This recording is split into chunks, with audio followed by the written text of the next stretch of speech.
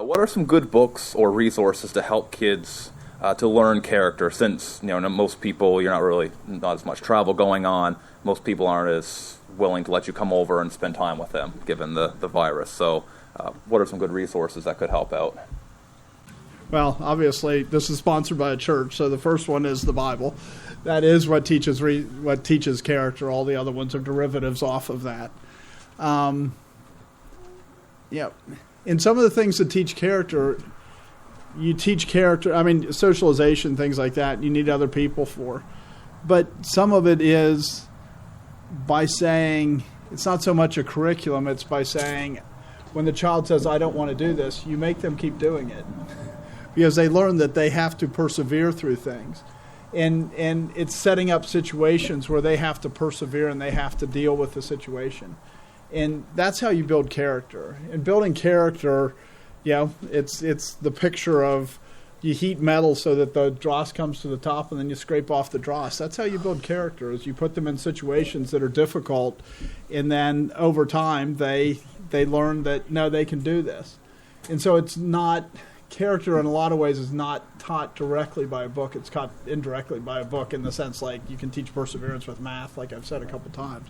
But in general, character is taught by putting them in situations that like having to patiently sit up in front of a crowd for an hour. It's putting them in situations that are difficult, and then over time they learn character. And you have to be patient with them as they learn character. One of the things is teaching them the consequences of reaping and sowing, and reading good biographies. Like one of our recent history tours, we studied the life of Benjamin Franklin, and just reading about the things he accomplished, it was just pretty amazing. And a lot of it was he was not I do not believe there's evidence that he was a Christian, but his parents were Christians, and he had a good Puritan work ethic. And so you can read about things that, especially in the colonial times, or even before that, things that young men accomplished at an early age. There's a book about Nathaniel Bowditch, which is geared towards children. Carry On, Mr. Bowditch. It's pretty amazing. He was able to teach himself languages by a lexicon and a Bible, because he was familiar with the Bible, and he just accomplished a lot of amazing things. He found errors in the nautical charts, and those could be deadly to sailors. I mean, if you get any history book from like the 1800s, pretty much, especially ones geared for children, I mean, they lay out, here's what you're supposed to be learning from the character of this person.